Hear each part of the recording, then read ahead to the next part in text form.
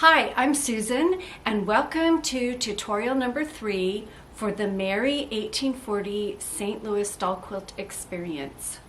If you're joining me and you have gotten this far on your project, I want to give you a huge congratulations and just let you know I'm so pleased and proud of you for sticking with this. I hope you've noticed a big improvement and a comfort level now after you've stitched your 2 patches together into 4 patches. In our first tutorial, that's what we did. We cut out the fabric, we cut out our pieces the way Mary likely would have done. We patched our 2 patches together, and in tutorial number 2 we created 4 patch blocks using those 2 patch units. Today we're going to take those blocks, and this is where the fun begins, in my opinion.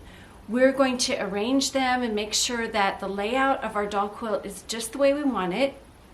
And then we're going to begin sewing the rows together. So you will be sewing your 4 patches next to another 4 patch to create the rows for your doll quilt. I think you're going to start to see this blossoming and becoming something that you can envision being completed. And we are well on our way to making that happen. So let's get started.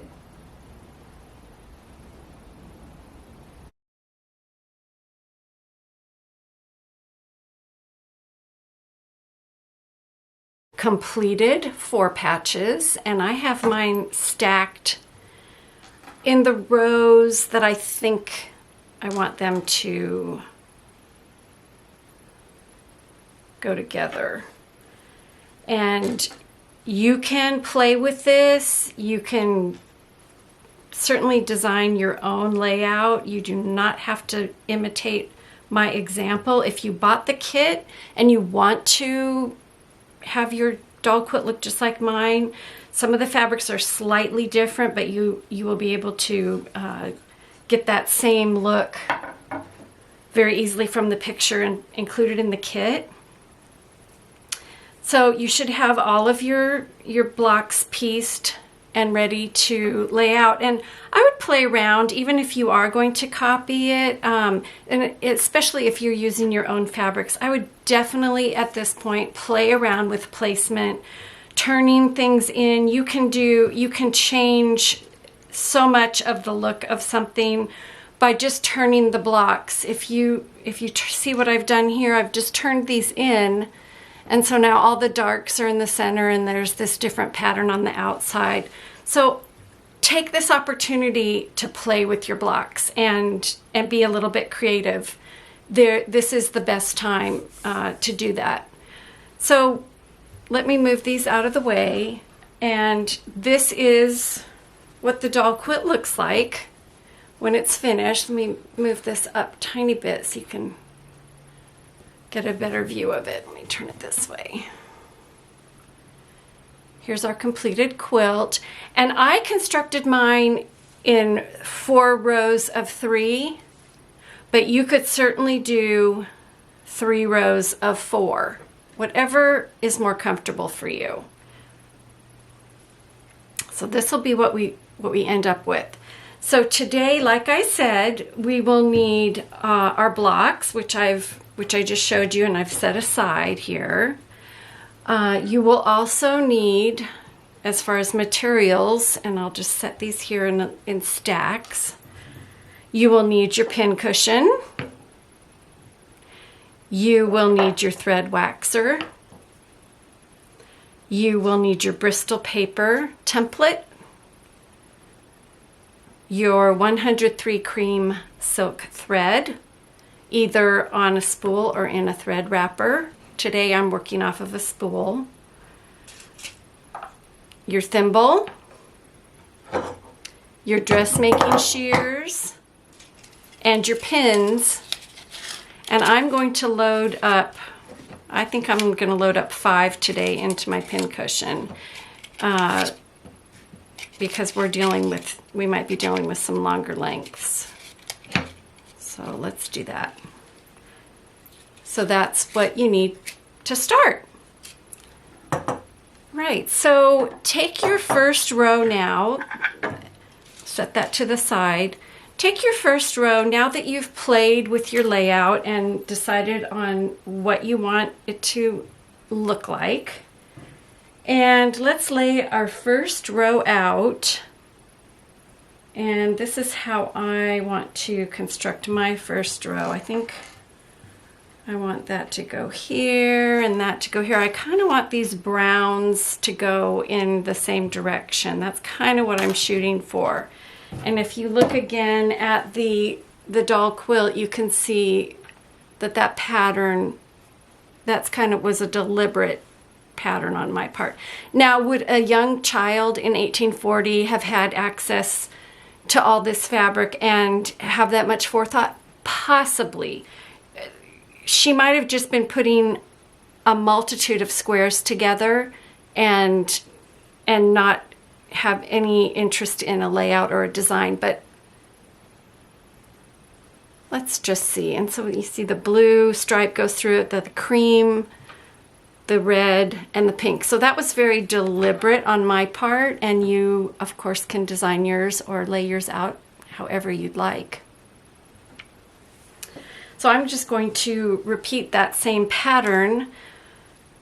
And I've got my top row, and like I said, I'm going to construct mine in 4 rows, each row containing 3 blocks. All right, now since I'm being really deliberate with the positioning of the blocks, I have to be really deliberate about how I pick them up so they stay in that direction. You don't want to pick it up and turn it and then have your placement off. Now, you know, if that happened, I would probably just leave it because I think that adds to the character of the block, but that's up to you. Okay, and the last thing we need is our threaded needle. And I am still using the Crewel number 9 needle, and I've threaded it. And I'm going to condition it with the waxer and just hold it down and run it through. And then just make sure there's no bulk on the thread. And this will help, like we said last time, help the thread just run nice and smoothly, nicely through your fabric. So pick up your 2 adjacent blocks, and I'm going to start with these 2 on the end here. Oops. I got my pin cushion right there. And I'm going to start with these 2. And I always like to put my pins back in the pin cushion and my needle just so it doesn't fall on the floor. It helps. Now, does it get lost in spite of that? Yes. So I'm going to take these 2 and just put them right sides together, keeping in mind that I'm going to be pinning this side. And I still see some of the fold lines from the first time I stitched the block. And I'm just going to pin one place so I don't lose track of which side I'm dealing with. All right, then we're going to take our Bristol paper again.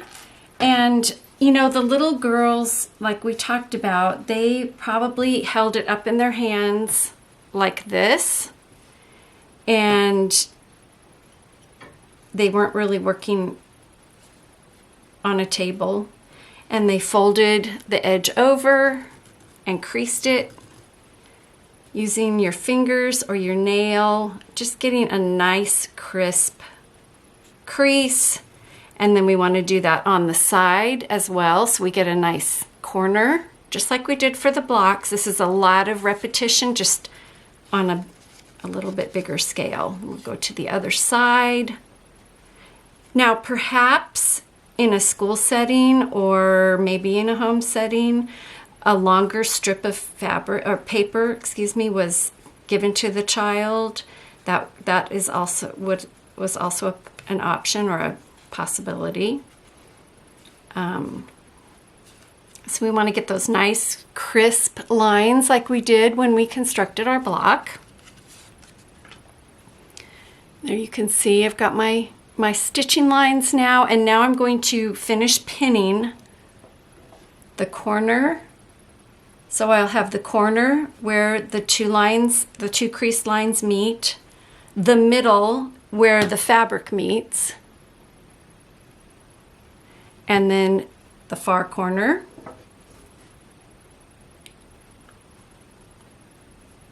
And we're just going to repeat the same process that we did for constructing the individual blocks. Now we're getting more bulk, we're getting more fabric in our hands, so if you need to roll it or fold it over, that's fine. That'll keep it out of your way as you're stitching. So again, we go in at the corner and up and take a stitch. Now we're going to leave a tail. In this method, we're not using knots. We're going to leave a nice tail that we can trim down later. If you're working with the child and they just keep pulling it through, you can put a knot in the tail and then just pull it out. Back it up a little bit after they make their first stitch. So you are getting the same effect. You'll cut that knot off later so you don't get the bulk. Go back in right where we started. Make another stitch. Take a stitch back. All right, and now everything should be really secure. Yep, it's not moving. And now we're going to stitch, and every 3 or 4 stitches, we're going to take a back stitch all the way up to the center point. So you're going to say, wow, this is just like what we did last time, and it really is. It's the exact same process, just with bigger, more fabric and longer lengths of stitching. And so just weave that fabric on to your needle. Oh, and I forgot my thimble. It's easy to do. Okay, keep that thimble. You'll know it's not there when you try to push.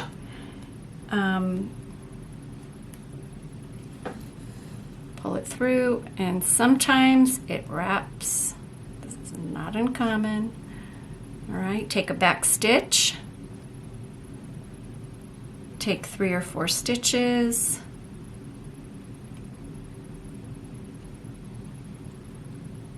And we're stitching right on that creased line.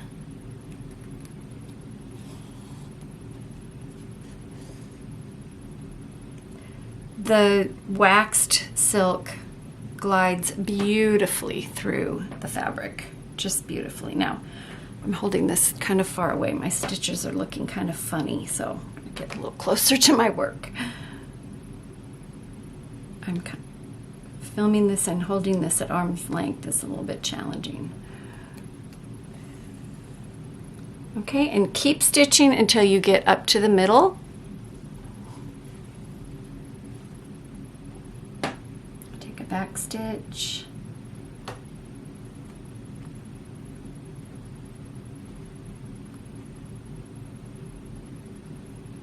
And it really is, you know, it's very meditative.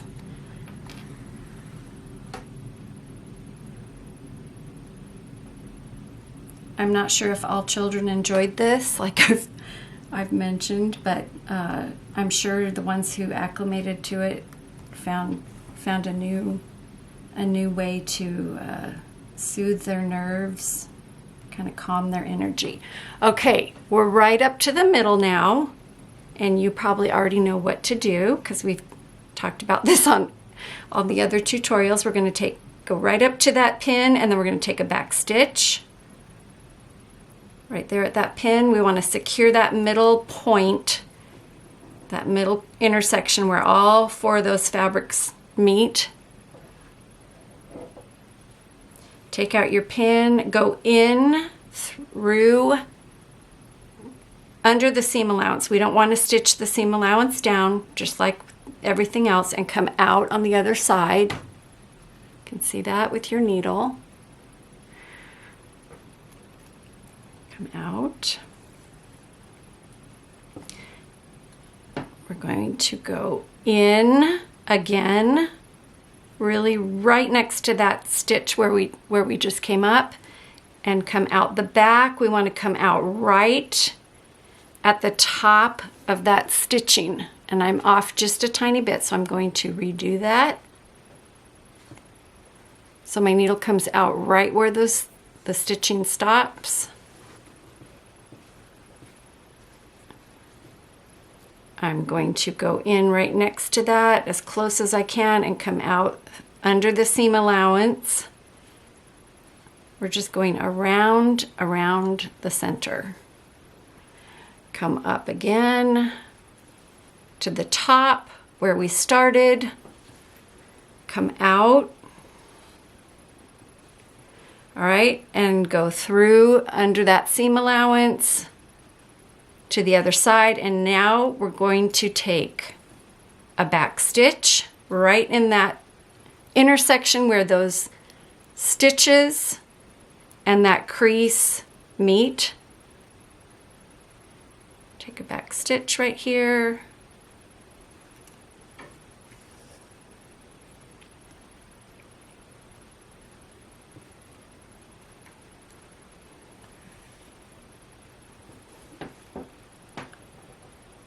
And we're going to continue stitching 3 stitches forward, 1 stitch back.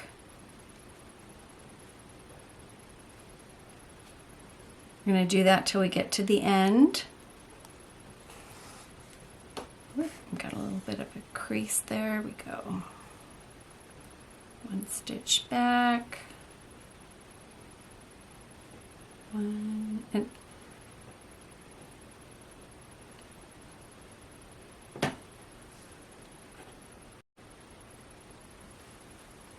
all right, we're right at the very end of stitching our 2 blocks together.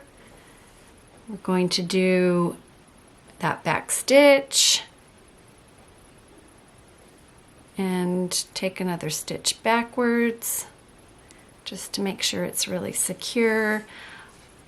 I think I stitch in a utilitarian manner. I stitch so that this quilt will hold together no matter who's jumping on the bed, no matter what's happening to it. And you know, things wear out over time, but all right. So we're at the end. Take out the pin, snip our threads, get our needle back in our pin cushion, and let's take a look. Now, we have to remember which one goes where, because we could easily turn that over. And I remembered that the pink went on this far end. It's only important if it matters to you. If you don't care, don't worry about it. All right, we've got 2 together. Nice strong seams. I can't even see the white thread when I pull it apart. All right, the next seam is right here. We're going to do the same thing to stitch this last block onto our first row.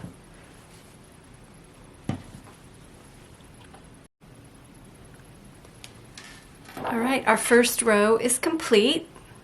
Everything is going in the direction that I intended it to go in, and that's nice since I was hoping for that. Now you can see we're going to do the same thing for row 2, 3, and 4.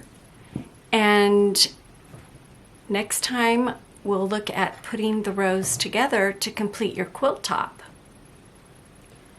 So we've looked at stitching this together using the materials that likely would have been available in 1840 according to all the things I've read, and we're gaining an experience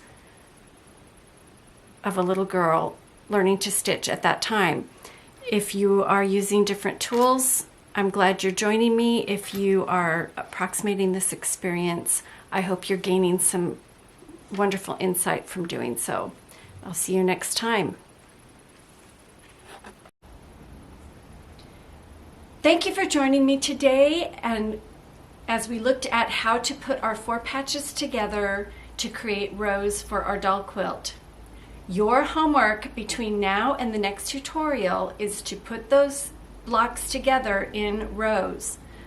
And I hope you enjoy the process. I hope now it's becoming more comfortable and you are seeing your skills improve. So until next time, make time for stitching.